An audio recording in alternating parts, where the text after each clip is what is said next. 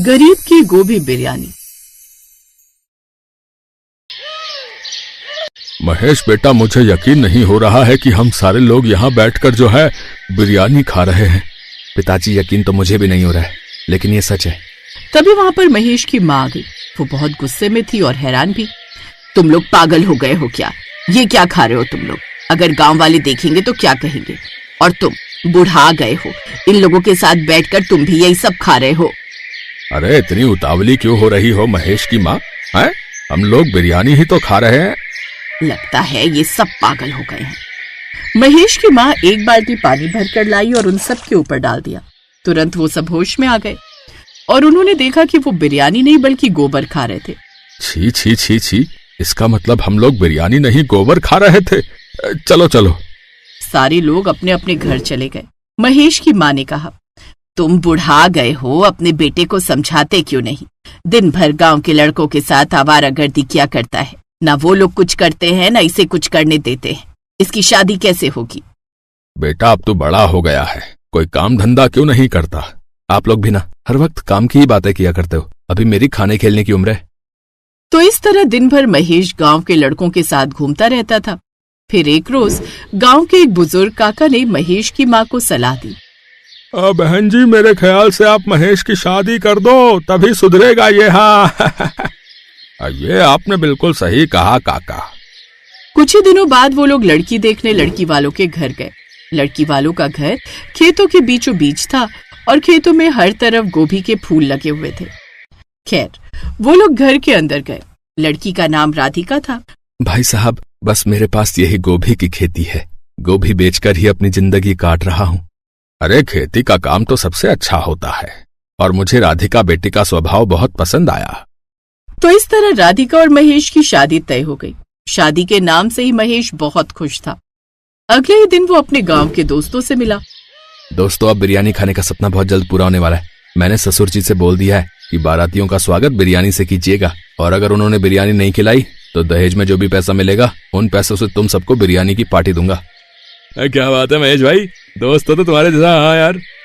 कुछ ही दिनों बाद राधिका और महेश की शादी हो गई, लेकिन बारात में उन लोगों ने बिरयानी नहीं खिलाई। दहेज में भी राधिका के पिता ने उसे 5 किलो गोभी देकर विदा कर दिया।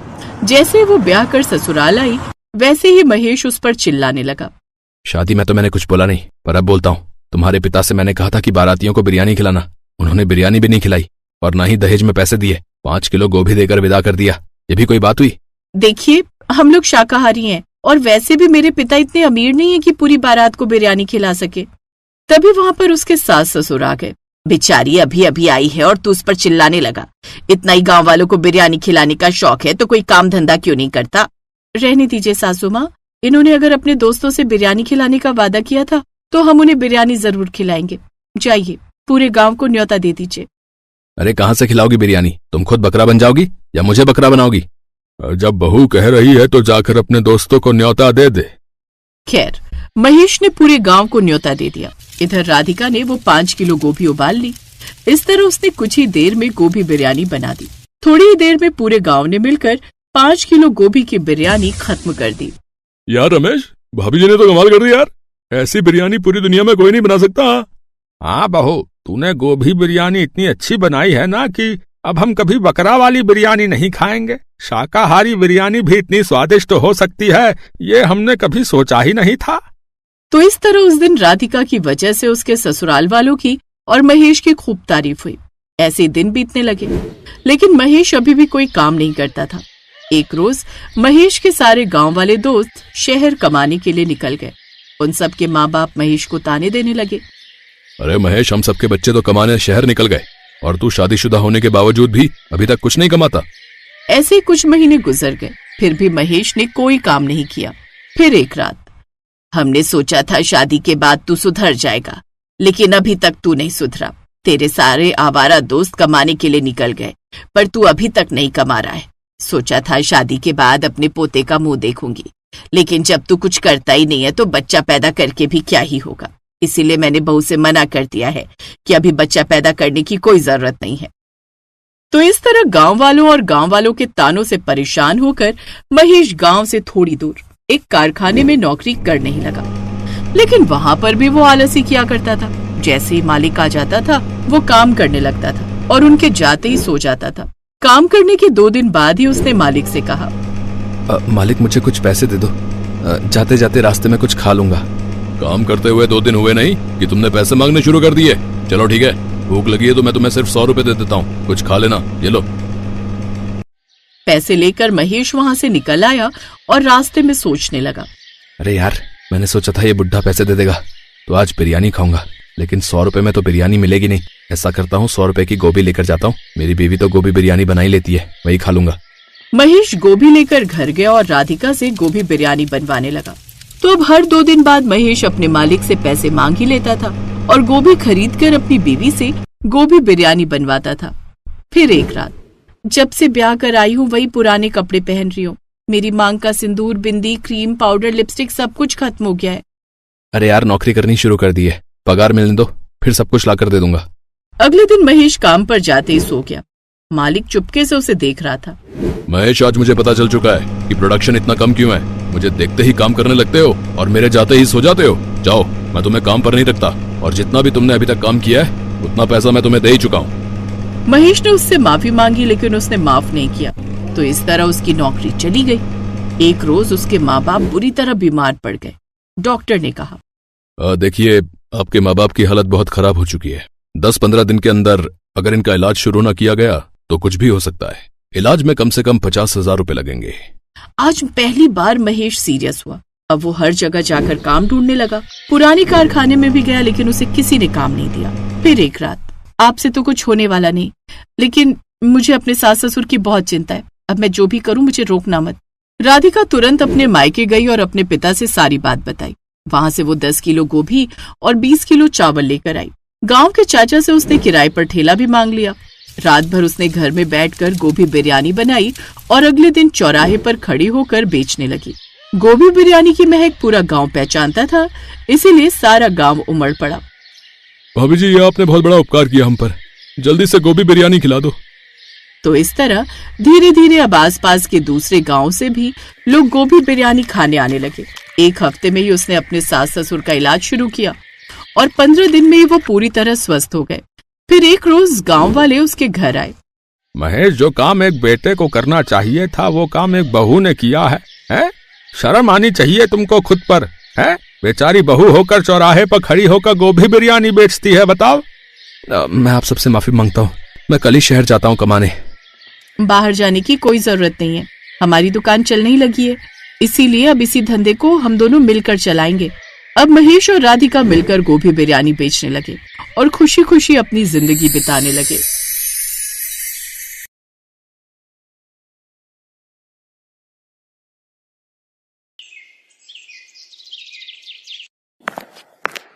माँ, खाना बन गया क्या? नहीं, अभी थोड़ी देर और, जब बन जाएगा तब बुला लूंगी। माँ, वैसे आज क्या बना रही हो? आलू और प्याज की सब्जी और रोटी। क्या माँ, जब देखो आलू आलू, आप कुछ और क्यों नहीं बनाती हो? कभी पनीर वनीर भी बना लिया करो। आहा, जानता है पनीर कितना महंगा आता है। चुपचाप आलू खा, सबसे सस्ता आलू ही है इस टाइम। अरे माँ, पर कभी कभार तो कुछ और बना लिया करो ना। अरे बेटा, 2 पैसे जोड़ना सीख, आगे काम आएंगे। ललिता की बात सुनकर उसका बेटा राम वहाँ से गुस्से में निकल जाता है। ये कहानी एक ऐसे परिवार की है जो बहुत ही लालची और भुक्खड़ था। ललिता और उसका पति लच्छू राम आला दर्जे के लालची थे। अच्छे खासे पैसे होने के बावजूद वो बड़ी कंजूसी करते थे और इस बात से उनका बेटा राम बहुत चिढ़ता था। लेकिन माँ बाप के सामने उसकी एक न चलती थी। फिर एक दिन, माँ, बहुत तेज भूख लगी है, कुछ खाने को दो ना। सुबह का आलू का पराठा बचा है, जा खा ले। है? पूरा एक पराठा? मैं कैसे खा पाऊंगा माँ, कहीं मुझे बदहजमी ना हो जाए। हाँ, तो एक काम कर, उसमें से आधा अपने पापा के लिए छोड़ देना। ए भगवान, हद है। अच्छा, और आप क्या खाओगे? अरे मेरी चिंता मत कर, शाम को शादी में जाना है तो हम तो वहीं ढंग से खाएंगे। पर शादी तो रात की है ना माँ। हाँ तो क्या हुआ, अगर अभी पेट खाली रहेगा तभी रात में सारे व्यंजन बढ़िया से खा पाएंगे ना बेटा। आप और मम्मी ना दोनों महान हो कसम से। हाँ बेटा, ये बात हम जानते हैं, पर देखो हमने कभी इस बात का घमंड नहीं किया। बड़े होकर तुम्हें भी ऐसा ही करना होगा, ठीक है?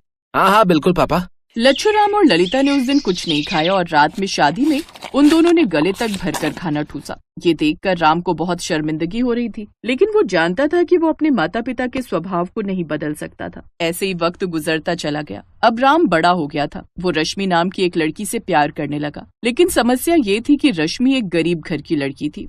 रश्मि सुनो, कॉफी पीने चलें? हाँ चलते हैं ना, वैसे भी बहुत दिन हो गए तुमने मुझे कॉफी नहीं पिलाई। तो चलो फिर, आज मैं तुम्हें ABCD में कॉफी पिलाता हूँ। अरे वाह, चलो ना, मुझे भी टेस्ट करनी है कि ABCD की कॉफी कैसी होती है। राम रश्मि को लेकर मशहूर कॉफी शॉप ABCD गया। वो दोनों एक दूसरे का हाथ पकड़कर बातें कर रहे थे। तभी राम ने शॉप के बाहर देखा, जहाँ उसके पापा और मम्मी कंधों पर बड़े बड़े थैले टांग कर चल रहे थे। पापा मम्मी यहाँ क्या कर रहे हैं? हे भगवान, अगर इन्होंने मुझे यहाँ बैठे देख लिया तो मेरी खैर नहीं। क्या करूँ, अब कहाँ जाऊँ? अपने पापा और मम्मी को देखकर राम वहीं टेबल के नीचे कुछ ढूंढने का बहाना करके छुप गया। उधर रश्मि ने ललिता और लच्छूराम को पहचान लिया। राम, देखो तुम्हारे मम्मी पापा, देखो ना, ऊपर आओ। रश्मि, उन्हें देख कर मैं नीचे छिपाऊं? अगर उन्होंने मुझे इतनी महंगी कॉफी शॉप में देख लिया ना तो मेरी खैर नहीं। क्यों, ऐसा क्यों कह रहे हो? उन्हें भी बुला लो ना, देखो बाहर कितनी धूप हो रही है। अरे देवी, अगर वो यहाँ आ गए ना तो आज ही मेरा वध कर देंगे। तुम चुपचाप बैठी रहो। ललिता और लच्छूराम के जाने के बाद राम टेबल के नीचे से बाहर आया और फिर उसने रश्मि को सारी बात बताई। ये सुनकर रश्मि टेंशन में आ गई। क्या हुआ रश्मि, क्या सोचने लगी? मैं सोच रही हूँ कि अगर आंटी और अंकल इतने लालची और कंजूस हैं, तो फिर वो तुम्हारी शादी मुझसे कैसे कराएंगे? यही तो मैं भी दिन रात सोचता रहता हूँ, पर तुम चिंता मत करो, शादी तो मैं तुम्हीं से करूंगा। राम ने ललिता और लच्छूराम से रश्मि के बारे में बात की, लेकिन जैसे ही उन दोनों को पता चला कि रश्मि गरीब घर से है, उन्होंने शादी से इनकार कर दिया। लेकिन राम भी अपनी धुन का पक्का निकला। वो रश्मि से बहुत प्यार करता था, इसलिए उसने रश्मि से कोर्ट मैरिज कर ली। शादी के बाद राम रश्मि को लेकर अपने घर पहुंचा। पापा मम्मी, मुझे माफ कर दो, मैं रश्मि के बिना नहीं रह पाता। हमें माफ कर दीजिए पापा मम्मी, प्लीज। चलो, ये भी ठीक ही हुआ। हम तुम्हारी शादी कराते, उसमें बहुत खर्चा हो जाता। अपने ससुर की बात सुनकर रश्मि हैरान रह गई। उसे आज एहसास हुआ था कि उसके सास ससुर कितने आला दर्जे के कंजूस थे। ललिता और लच्छूराम ने रश्मि को अपना तो लिया था, लेकिन उन दोनों के मन में दहेज न मिल पाने का बहुत मलाल था। इसीलिए ललिता और लच्छूराम रश्मि को नीचा दिखाने की कोशिश करते रहते। फिर एक दिन, रश्मि, ये लो, आज खाने में पुलाव बना लो। बाप रे, मटर तो कितनी महंगी हो गई है। पता नहीं तुम्हारे घर में पुलाव बनता होगा भी या नहीं। वैसे एक बात कहूँ, तुम्हारे तो भाग खुल गए इस घर में शादी करके। ललिता की ये बात सुनकर रश्मि और राम दोनों को बहुत बुरा लगा, लेकिन वो दोनों उस वक्त खून का घूंट पीकर रह गए। रश्मि को लगा था कि धीरे धीरे ललिता सुधर जाएगी, लेकिन ललिता के दिमाग में तो कुछ और ही पक रहा था। अगले दिन, अरे राम बेटा, एक बात करनी थी तुमसे। हाँ माँ, कहो ना। वो जो शिव टूर और ट्रेवल्स वाले हैं ना बाजार में, हाँ हाँ, उन्होंने कोई ऑफर निकाला है। वो तीर्थ यात्रा पर नेपाल ले जा रहे हैं। पैसे भी ठीक हैं, तो तेरे पापा और मैं सोच रहे थे कि हम लोग भगवान के दर्शन कराएं। अब अच्छी बात है ना माँ, आपने अच्छा सोचा है। पर माँ, अभी कुछ दिन रुक जाओ, मेरी तनख्वाह आ जाने दो, फिर आप दोनों चले जाना। अरे तब तक तो उनका ऑफर खत्म हो जाएगा। माँ, अभी तो मेरे पास इतने पैसे नहीं है। अरे तू एक काम करना, रश्मि के पापा से उधार मांग ले, दोनों घर एक ही तो हैं। ठीक कह रही हूँ ना मैं? राम ने दुखी मन से हाँ कर दी, लेकिन वो समझ गया था कि ललिता अब क्या खेल रही थी। उधर किसी तरह से रश्मि के पापा ने पैसे इकट्ठे करके राम को दे दिए, लेकिन अभी तो ललिता का खेल शुरू हुआ था। नेपाल से वापस लौटने के बाद ललिता किसी न किसी बहाने से रश्मि के पापा के सामने पैसों की मांग रखने लगी। अरे तो क्या हुआ, दोनों घर एक ही तो है ना? जी मम्मी जी, आप ठीक कह रही हैं। ऐसे ही वक्त बीतता गया। एक दिन रश्मि ने घर में सबके लिए बिरयानी बनाई, जो सभी लोगों को बहुत पसंद आई। तभी बिरयानी खाते हुए, अरे वाह बहू, बहुत अच्छी बिरयानी बनाई है, कहाँ से सीखी? माँ ने सिखाई है मम्मी जी। क्या बात है, क्या बात है। अच्छा, वैसे कभी तुम्हारे माता पिता ने हमको खाने पर नहीं बुलाया। एक काम करो, उनसे कहो कि हम इस संडे सब लोग उनके घर आ रहे हैं, उनके हाथों की बिरयानी खाने। और उनसे कहना कि बढ़िया से बिरयानी बनाए, बादाम काजू डालकर। जी मम्मी जी। ललिता की बात सुनकर रश्मि बहुत टेंशन में आ गई। वो जानती थी कि पैसे देकर उसके पापा के पास ज्यादा पैसे नहीं बचे थे। ऐसे में पूरे ससुराल की बिरयानी दावत करना उसके पापा के लिए बहुत भारी था। वो इस समस्या से निकलने का उपाय ढूंढने लगी और फिर जब संडे आया तो सारे लोग रश्मि के घर पहुंच गए। उन्होंने देखा कि खाने के लिए बहुत ही शानदार बिरयानी रखी थी, जिसमें काजू, किशमिश, बादाम भरे हुए थे। ये देखकर भुक्कड़ ललिता और लच्छू राम की खुशी का ठिकाना नहीं रहा। लीजिए मम्मी जी, मेरी माँ के हाथ की बिरयानी खाकर देखिए। हाँ हाँ, क्यों नहीं, समधन जी ने इतनी अच्छी बिरयानी बनाई है तो फिर तो हम पेट भर कर खाएंगे। लच्छू राम और ललिता बिरयानी पर टूट पड़े। उन्होंने पेट भरकर बिरयानी खाई, लेकिन फिर भी काफी सारी बिरयानी बच गई। एक काम करते हैं मम्मी जी, बची हुई बिरयानी साथ ले चलते हैं, घर में आराम से खाएंगे। हाँ हाँ, बढ़िया आइडिया है, ले चलो। राम ये सब देखकर बहुत दुखी था, लेकिन रश्मि के चेहरे पर कोई चिंता नहीं थी। अगले दिन रसोई में ललिता जोर से चीखी, रश्मि, ओ रश्मि, ये सारे बासमती चावल कहाँ गए और काजू बादाम भी दिखाई नहीं दे रहे? हाँ, वो सब तो कल मैं अपने साथ ले गई थी मम्मी जी। उन्हीं चावलों और ड्राई फ्रूट से तो माँ ने बिरयानी बनाई थी। वो क्या है ना, उनके पास पैसे नहीं थे तो मैं सब कुछ यहाँ से ले गई थी। और वैसे भी दोनों घर तो एक ही है ना मम्मी जी। इस बार ललिता को मुंह तोड़ जवाब मिला था और कहने के लिए उसके पास कुछ नहीं था। और रसोई के दरवाजे पर खड़ा राम अपनी बीवी की समझदारी पर मंद मंद मुस्कुरा रहा था। Best buddies. Hello friends, thanks for watching this video.